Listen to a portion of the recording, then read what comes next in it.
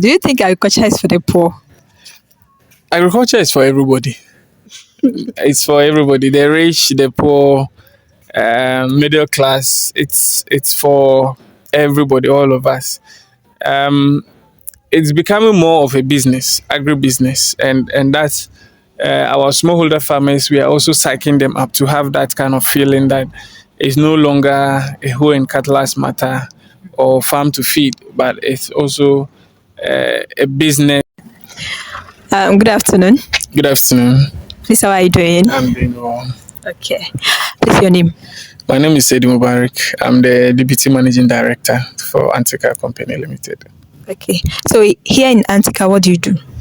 So Antika is an agribusiness firm founded in 2004 by Alhaji Abdullah Antiku. That's my boss, the Managing Director. 20 years today, Antika is within the value chain doing about 7 different activities. We are into seed production. We are into sales of fertilizer, agrochemicals. We are also into aggregation, input credit scheme, mechanization services. Recently, we are doing milling of rice and processing. And of course, we have a pro bono of extension service delivery that we give to farmers. So briefly, this is the activities Antika does, but in each of them, there are a lot of things to talk on. Okay, so who are your targeted audience? So basically, smallholder farmers, government of Ghana projects, development partners, NGOs, commercial farmers. These are our key clients and targets that we are working with.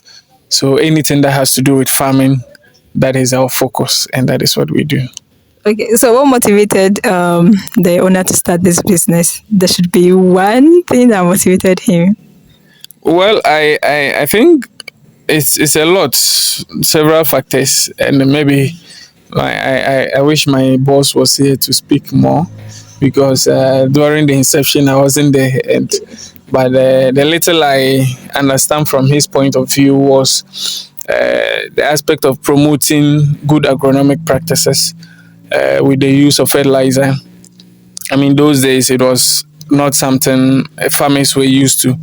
So he said when they started gradually, they were putting in the agrochemicals alongside, and then they realized that there was the need for improved seeds as well, using these chemicals and fertilizers, but you needed improved seeds to, increase your yields and other incomes. And that was one of the reasons they added the improved seeds. Along the line, issues of mechanization was becoming a challenge with the farmers that they were working with, so they had to bring on board the mechanization services as well. So bits and pieces of challenges coming, he's seeing business opportunity within those ones, and then trying to advance those opportunities. At the end of the day, solving some problems and also making some small margins out of it.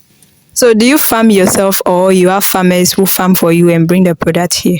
Yes, so the company has a commercial farm. We have a number of commercial farms actually across, also into other areas of animal husbandry and things. But we also work with smallholder farmers. With the seed production, we're working with a little over 200 smallholder farmers, specially trained for the purposes of seed production, what they produce and then they bring in here. With the input credit scheme, same, now increasing the number to a little over 6,000 smallholder farmers that we are working with. These are people that get inputs on credit, kind of a loan kind of thing. Then you produce and then you pay us back with the produce. So I think that is what we do. Okay, so assuming I have my farm, then I want to supply to you. Is it possible? Oh yes, it's possible. That comes under the aspect of aggregation. So once you produce your things you want to sell, we are also providing the ready market for you to bring on board whatever you have. We buy it and then we pay you off, and then we look for the market. Okay, so what percentage are we looking at? This is a lot. I mean, it varies. Like in my introduction, I said Antika is in about 7-8 different categories. Each of them is doing quite a number of things and a lot of things on that. Okay. So I could see that you have a lot of things you produce. Meaning the tomato things you also produce it yourself. No. So those ones are in the aspect of the retail, the sale and distribution. So the fertilizer, the knapsack sprayers, agrochemicals, the tomato seeds are the things that we buy from our suppliers to also do distribution along the value chain that we work in. What we produce are the grains and then the certified seeds that we do. Those ones are mostly produced in the Upper West region, and that is what we process and then we sell to farmers. Yeah. So your branch is it only in Upper West, or you have other branch at other? So we do a nationwide delivery of seeds, far as Kumasi, Accra, Volta region, Northern region, Northeast, Upper East, Savannah, Bono, Ahafo region. We do almost across the country. Wherever they request for seeds, we're able to deliver. So how much do you sell your seed? It varies. There are a number of them. We have about 7, 8 different crops. For the maize, we have 2 categories. We have the OPVs and the hybrids. The OPV is going for 15 cedis a kilo, and the hybrids going for 25 cedis a kilo. We have soybean, 2 varieties, each going for 15 cedis a kilo. For sorghum, we have 1 variety going for 10 cedis a kilo. Granules having about 3 varieties: Sarinat 1, Sarinat 2, Inketia Sari going for 25 cedis a kilo.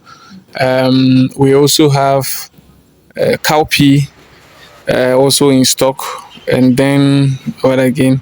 I think those are the different types that we have in stock. Yeah. Okay. Please, the name Antika, I can't pronounce it very well. Antika or So the name is Antika. Antika. So yes, it's Antika Company Limited. Antika. Antika. What does it mean? I think it's an abbreviation. Not really much. My boss name that we try to merge a bit. Yes. So yes. Okay. Yes. So it doesn't have a specific meaning. No. Okay.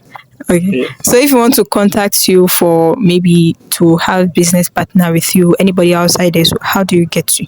So we are on the internet. We have a website, antikagh.com, and our contacts to 0244815877, 0246199328, or 02080 92285. Any of these numbers that you call or WhatsApp, would be gladly available for you, and then we'll work with you closely. Okay.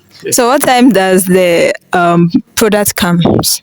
So because it's farming and because we have a one season here, mostly between the month of April to July, and sometimes August, we are fully available. But the other services is all year round. Yeah, but the core and the peak of the season is just between April to somewhere August. Yeah. So these are your machines, the one you use it to. So these are harvesting machines that we use. We'll be needing them November, December. Okay. That is the time that we use. For the tractors, currently they are on the field because this is the time for plowing, land preparations, and then planting. So they are all busy on the field doing the planting. Then we use the other trucks also for our distribution purposes of the fertilizers and the other chemicals that we have. So doing this business, have you actually come across any challenges? Oh yeah, for every business there are a lot of challenges. It's normal. It's normal.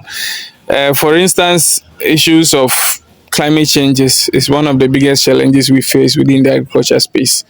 Where this year in particular, we are used to planting groundnuts in April. This year, unfortunately, as we speak, many people haven't planted yet in June. So it becomes one big challenge that we are looking forward to see how things would be. We are hoping and praying the rains would prolong. What the Ghana Meteorological Agency is giving us, we are hopeful that the rains may prolong, and that will be the only help that we can get. We also have issues with price fluctuations, a lot of challenges, and affecting farmers' ability to buy What you plan to come and buy 5, 10, you come in and you can only buy 1 or 2. So affecting the size that you could have been able to do. So those are some of the challenges that we get. And then a number of them, fall armyworm, you get to the fall drought, quite a lot. So for agriculture, we have a lot of challenges. Yeah, yeah. So are you open for investment or you do everything by yourself? Currently, we do everything by ourselves. You see us doing a lot of plow back all the time. We are recycling the same thing, just trying to stay afloat and all that. Many a times investors are scared of agriculture investment because of the high risky nature of it, and so you are not able to get a lot of investors coming in to put in. But thankfully, we have a number of development partners that are always supporting, projects and initiatives, and things for us to at least be able to, be on our feet and produce what we are supposed to produce. Your fertilizers, are they organic or inorganic fertilizers? So we have both organic and inorganic fertilizers available.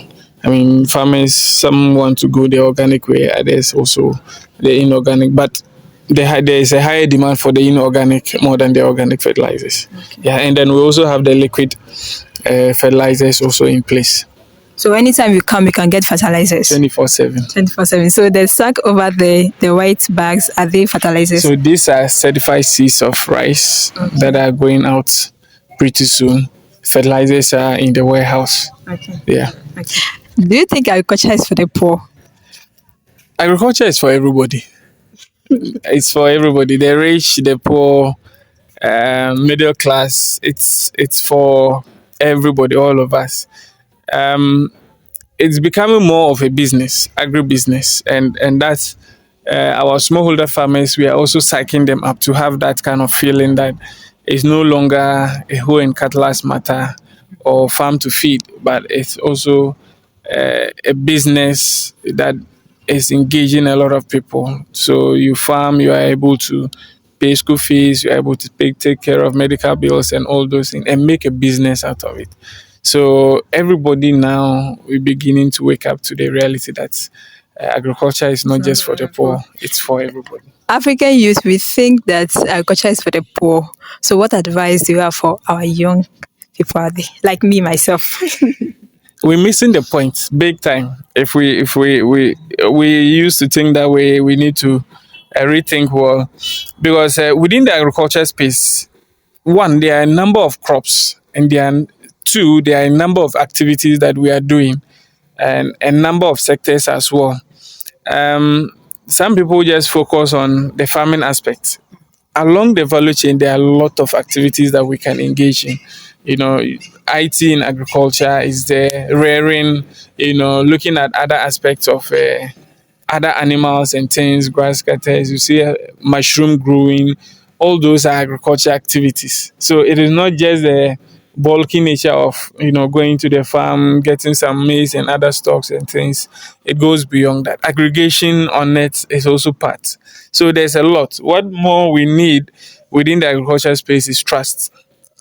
Within the youth, I urge that all of us should begin to have some level of trust that people can have in us and invest in us. Because right these days, it's one of the things or the most scarce commodity you can get is trusting somebody and giving something to them in terms of support. So that is one of the things that I would, share with my colleagues youth, that as we are going or venturing in there, we have to guide our integrity and trust very well, and then we can make it. So I'm going to stop the interview here. Thank you very much. Okay. Nice having you. Thank you so much.